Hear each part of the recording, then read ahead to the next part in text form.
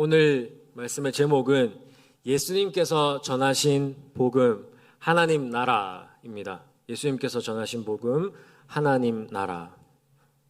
하나님 나라의 복음을 예수님께서 전하셨다는 뜻입니다. 지난주 수일 설교에서는 우리는 복음이 설득이 아니라 선포라고 배웠습니다. 선포.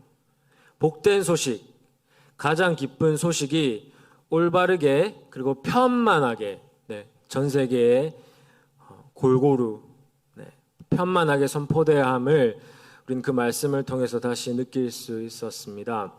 오늘은 복음의 핵심 내용인 하나님 나라에 대해서 강론을 하도록 하겠습니다. 오늘 읽은 두 구절은 예수님의 첫 설교입니다. 예수님의 첫 설교는 바로 선포였습니다. 선포. 어떤 선포였는지 제가 다시 15절을 읽겠습니다. 때가 찼고 하나님의 나라가 가까이 왔으니 회개하고 이 복음을 믿으라 라고 말씀하셨습니다. 사실 이 내용은 예수님께서 이 공적인 사역을 시작하시기 전에 세례 요한이 이미 외쳤습니다. 이제 이 선포가 예수님을 통하여서 실현된 것입니다.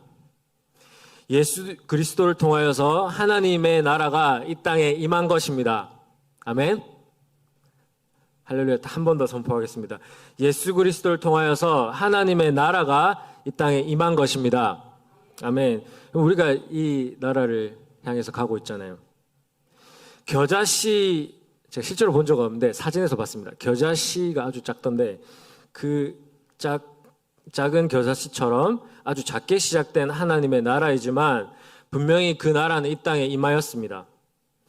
예수님께서 병을 고치시고 죽은 자를 일으키심으로 그 나라에서는 아픈 것과 죽음이 없다는 것을 보여주셨습니다. 그리고 혼인잔치 비유를 통해서 그 나라에는 배고픔과 부족함이 없다는 것도 알려주셨습니다. 저는 항상 그 혼인잔치 비유를 보면 그 뷔페를 생각합니다. 아무리 먹어도 줄어들지 않는 그 음식, 그런 풍성함을 저는 생각합니다. 떠올립니다. 하나님 나라를 떠올릴 때. 그리고 예수님께서 실제로 5,000명, 4,000명을 각각 배불리 먹이셨습니다. 물론 남자만 계수한 인원입니다. 이제 이 땅에 임한 이 나라를 새로운 이스라엘인 제자들이 이제 전파하고 증거해야 하는 것이었습니다. 그런데 예수님께서는 갑자기 제자들에게 내가 십자가에 달려 죽을 것이다. 그러니까 내가 죽을 것이다. 그리고 부활하실 것이다. 라고 말씀하셔서 제자들을 당혹해 하셨습니다. 기억하시죠? 네. 제자들은 지금 그 12제자 여기 나오는 그 예수님의 제자들을 말합니다. 제자들은 지금 이스라엘 전체를 회복시켜서 본인들이 이제 주님과 함께 새롭게 다스릴 그 나라를 생각하고 있는데 갑자기 예수님께서 죽으신다고 하신 겁니다. 제자들은 이해를 못했습니다. 제자들의 리더인 베드로는 예수님의 죽으심에 대해 이렇게 말했죠. 이 일이 절대 일어나서는 안 될 것입니다. 라고 하니까 예수님께서 뭐라고 하셨습니까? 사탄아 내 뒤로 물러가라 하시면서 아주 엄한 꾸중을 하셨습니다. 그렇다면 우리 성도님들 우리 다 함께 기억해 보기 원하는데 예수님께서는 왜 십자가에 달려 돌아가셔야만 했나요?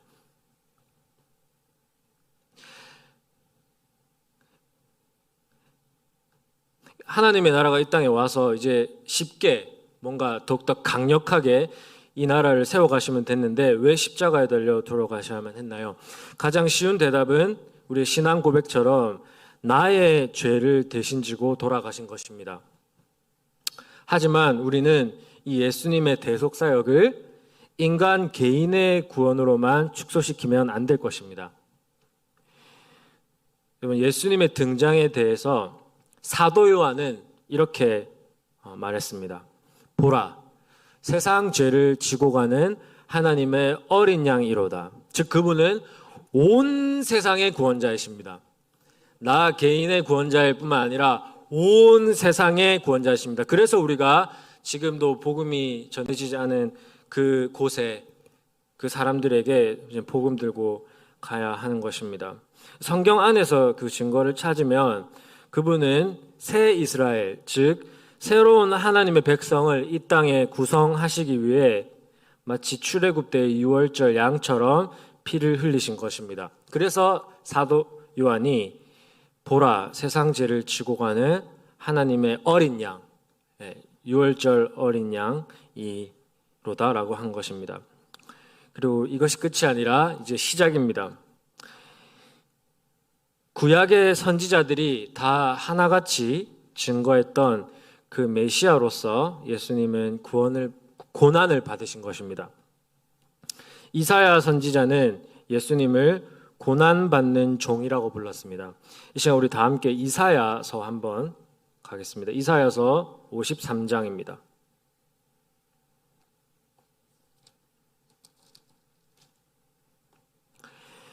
이사야서 53장에 보시면 고난받는 종에 대한 예언이 나옵니다.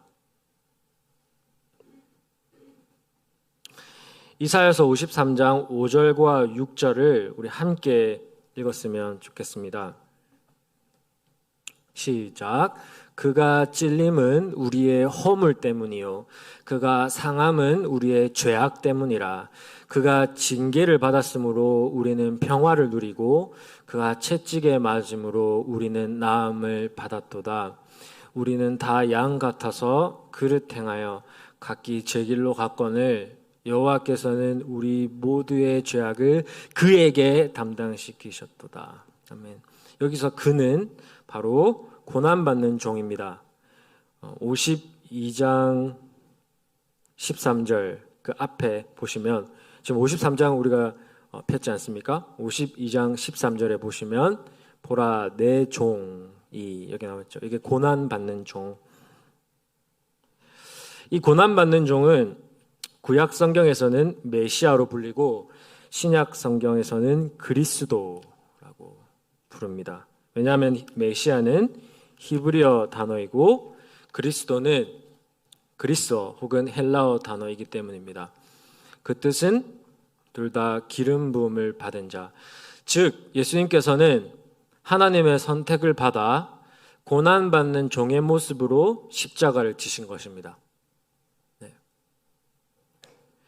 출애굽에서 나왔던 그 유월절 어린 양, 온 세상을 구원하시기 위해 이제 고난을 받으셨고, 이제는 두 번째로 모든 선지자들이 예언한 것처럼 하나님의 선택을 받아서 고난받는 종의 모습으로 이제 십자가를 지신 것입니다. 그리고 오늘 말씀처럼 예수님은 하나님 나라의 왕으로서 십자가를 지셨습니다. 오늘 지금 말씀드린 내용은 예수님께서 왜 십자가를 지셨는가? 유월절 어린 양, 고난받는 종, 그리고 마지막 한 가지 하나님 나라의 왕으로서 십자가를 지셨습니다. 스가랴서 9장 9절입니다. 시온에 따라 크게 기뻐할지어다. 예루살렘에 따라 즐거이 노래를 부를지어다. 보라, 내 왕이 임하시나니 그는 공의로우시며 구원을 베푸시며 겸손하여서 나귀를 타시나니.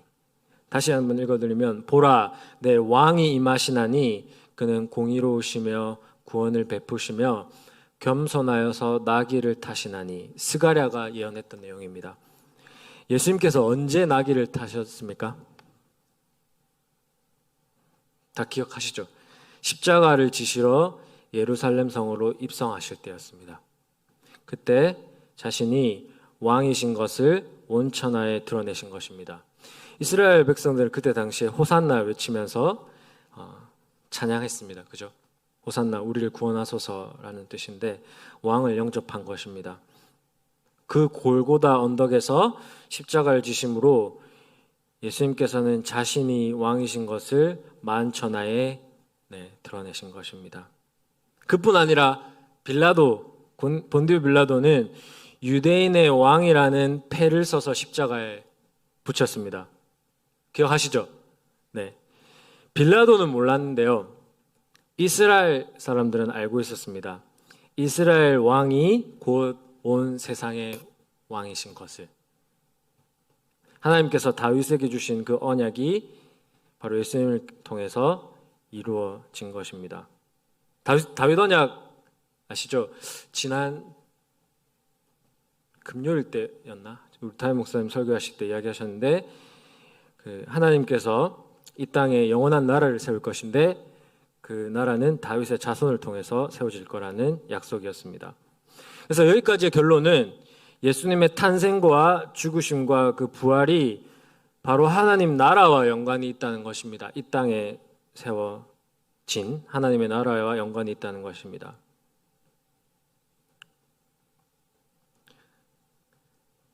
마지막으로 예수님께서 성취하신 예언 한 가지만 더 읽고 넘어가도록 하겠습니다. 예레미야 23장, 오늘 찾을 마지막 말씀입니다. 예레미야 23장, 우리 다 같이 가보도록 하겠습니다. 예레미야 23장. 네, 우리 찾으신 분은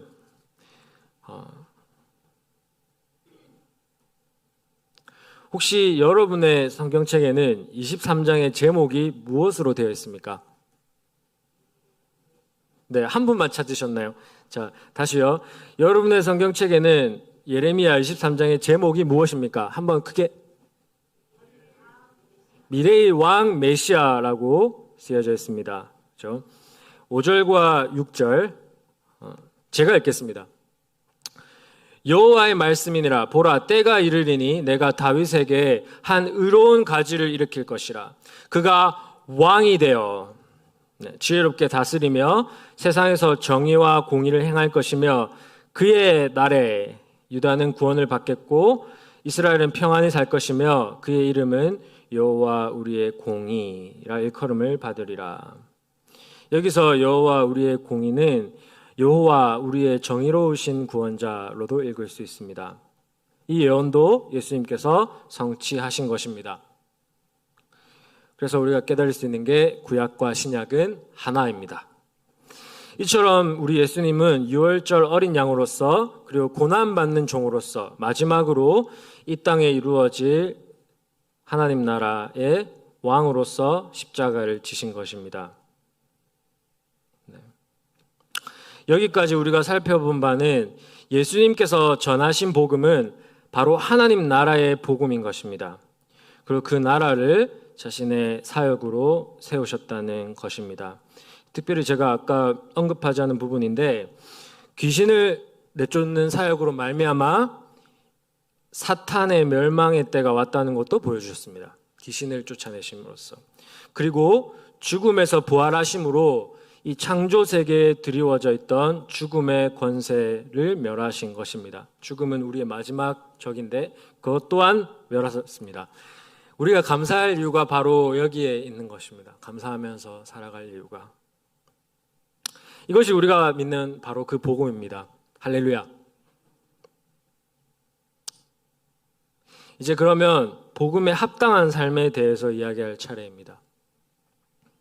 사도 바울께서도 그리스도의 복음에 합당하게 생활하라고 권면하고 있습니다.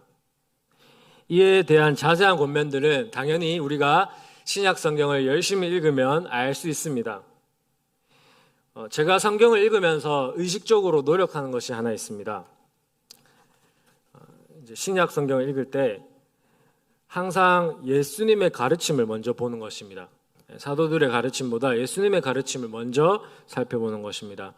마태복음 5장부터 7장까지의 내용에서 우리는 하나님 나라 백성들이 살아야 하는 삶을 배울 수 있습니다. 예수님의 산상순이죠. 그리고 각 서신서, 그러니까 사도들이 썼던 그 서신서에서는 교회와 가정과 개인이 듣고 순종해야 할 그런 권면들이 담겨 있습니다. 그래서 오늘 저의 설교에서는 딱 세 가지만 나누고 마치겠습니다. 먼저 우리는 마음의 변화를 받아야 합니다. 예수님께서 먼저 마음의 변화에 대해서 말씀하셨습니다. 사람에게서 들어가는 것이 아니고 그 나오는 그것이 사람을 더럽게 한다고 하시면서 악한 생각을 경계하도록 하셨습니다. 같은 본문인 마가복음 7장에서는 이 백성이 입술로는 나를 공경하되 그 마음은 내게서 멀도다라고 하셨어요. 그래서 마음의 변화를 우리가 받아야 하는 것입니다. 그리고 천국에 대한 믿음을 말씀하실 때도 너희가 어린아이와 같이 순수한 마음 혹은 의지하는 마음으로 천국을 받아야 한다고 말씀하셨습니다. 그래서 오늘 첫 번째 우리의 적용점은 우리의 마음이 변화를 받아야 된다는 것입니다. 이제 이에 대해 사도 바울은 너희는 이 세대를 본받지 말고 마음의 변화를 받으라라고 로마서 12장 2절에서 말씀하였습니다. 그래서 여러분 아시다시피 우리의 죄는 마음과 생각에서 시작됩니다. 이 부패된 마음의 문제를 해결하지 아니하면 우리는 하나님 나라의 백성으로 살아갈 수가 없습니다. 그래서 우리는 마음의 변화를 위해서 계속 기도하고 힘써야 할 것입니다. 여러분 갈라디아서 5장에 나와 있죠. 성령의 9가지 열매. 사랑과 희락과 화평과 오래 참음과 자비와 양성과 충성과 온유와 절제. 이렇게 외우기는 쉽지만 이 열매를 맺기가 어렵습니다. 하지만 계속해서 우리는 하나님을 의지함으로써 성령님을 의지함으로써 이 열매를 맺어갈 수 있습니다. 여기까지 제가 설교를 하면 보통 어린 친구들은 제가 지금 중고등부 설교를 하고 있잖아요. 말은 쉽지요라고 대답합니다. 제가 이제 전에 가르칠 때도 말은 쉽지요. 그러할 때 우리의 신앙의 선배님들, 우리 지금 성도님들이 나서야 할 차례입니다. 조언을 해주시거나 간증을 해주시거나 성경 말씀을 읽어주시면 우리 다음 세대가 변화를 받을 수 있습니다. 신앙교육을 꼭 교육자 혹은 목회자들만 하라는 법은 없습니다. 네, 다 아시겠지만 어린 친구들은, 자녀들은 자신이 좋아하는 사람, 존경하는 사람의 말을 듣습니다. 둘째로 이제 우리가 마음의 변화를 받았으면 우리의 말과 행동이 변해야 할 것입니다. 예수님의 친동생 야고보는 그의 서신에서 어찌 한 입에서 찬송과 저주가 같이 나올 수 있느냐고 지적합니다. 이미 예수님께서는 그 열매를 보고 그 사람의 됨됨이를 알 수 있다고 말씀하셨습니다. 그렇기 때문에 성령의 사람들은 욕이나 저주를 퍼붓지 않습니다. 제가 포항에서는 주차를 너무 쉽게 하다가 경기도에서는 주차 때문에 좀 고생을 했습니다. 제가 쉬는 날이 월요일이지 않습니까? 제가 오후 1시까지 그 식당 이렇게 앞쪽에 주차를 했다가 한번 곤혹을 치렀습니다. 그 식당 주인이 저에게 눈치를 엄청 줄 뿐만 아니라 앞으로 절대 대지 말라고 엄포를 놓았습니다. 사실 저를 화나게 했던 건 그 사람의 무례한 태도였습니다. 그런 무례한 사람들을 대할 때 저도 뚜껑이 열립니다. 그런데 그때 참고 지혜롭게 대처하는 것이 우리의 자세입니다. 우리가 선으로 악을 이길 때 주님께서 다 갚아주십니다. 아멘. 그래서 원수 갚는 것도 주의 손에, 참고 선을 행하였을 때 받는 상급도 주님의 손에 달려있음을 우리 기억하길 원합니다. 네. 저보다 더 잘 참으시잖아요. 저는 아직도 뚜껑이 열리더라고요. 이 외에 우리 삶에서 수많은 경우에서 우리가 말과 행동이 구별되어야 함을, 선해야 함을 기억합시다. 이 가식적인 축복의 말이나 선행이 아니고 변화된 마음으로부터 나온, 혹은 우리가 구원받았다는 그 사실로부터 나오는 그런 아름다운 말입니다. 구원에 너무 감사해서 우리가 선을 행하는 것입니다. 결국 로마서 12장 1절의 말씀처럼 우리의 삶이 거룩한 산 제사로 드려져야 할 것입니다. 히브리서 기자도 이렇게 권면하고 있습니다. 이렇게 말씀하였습니다. 예수님으로 말미암아 항상 찬송의 제사를 드리자. 선을 행함과 서로 나누어 주기를 잊지 말자. 하나님께서는 이 같은 제사를 기뻐하신다. 그러니까 우리가 선을 행하고 서로 나누어 주는 것, 구제하는 것, 이것 또한 하나님께 드리는 제사가 된다는 것입니다. 그래서 우리의 입술의 열매, 선을 행하는 것, 이 모든 것이 바로 아름다운 제사가 되는 것입니다. 마지막입니다. 마지막 세 번째. 첫 번째는 마음의 변화, 두 번째는 우리의 삶의 변화죠. 말과 행동과 성품, 그 모든 것의 변화, 우리 삶의 변화. 마지막으로 우리는 고난 가운데 인내해야 합니다. 인내하고 계속해서 선을 행해야 합니다. 베드로 사도는 고난 가운데 참고 선을 행함으로써 예수님을 닮을 수 있다고 전하고 있습니다. 베드로전서 3장과 4장에 그렇게 말씀하고 있습니다. 고난 가운데 우리가 참고 선을 행함으로써 우리는 예수님을 닮을 수 있는 것입니다. 뿐만 아니라 더 나아가서 전도의 기회가 된다고 말씀하고 있습니다. 결국은 우리가 이 하나님 나라의 백성이라는 정체성만 기억한다면 우리는 그 백성답게 살아갈 수 있을 것입니다. 우리 아이들 찬양이 있는데요. 제가 옛날에 배웠는데 하늘나라 왕자 공주같이, 제가 음이 정확하게 기억이 잘 안 나는데 하늘나라 왕자 공주같이 살아갈 거야. 하늘나라 왕자 공주같이 살아갈 거야. 이런 노래가 있습니다. 그래서 오늘따라 노래가 갑자기 안 되네요.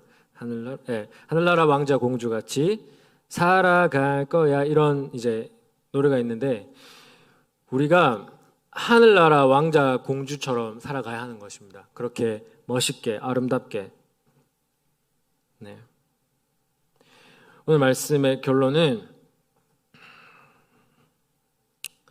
결국 우리 왕이신 예수님께서 우리에게 오늘 하시는 말씀은 나를 닮은 왕 같은 제사장이 되어라. 네. 그리고 이 땅에서 나의 대사, 그리스도의 대사관이 되어서 하나님의 나라를 마음껏 전파하고 사람들이 경험케 해라입니다. 네. 그래서 우리 예수님의 대사, 그러니까 하늘나라의 그 대사관이 되어서 그 나라를 마음껏 전파하고 사람들이 경험할 수 있도록 우리가 힘쓰기를 원합니다.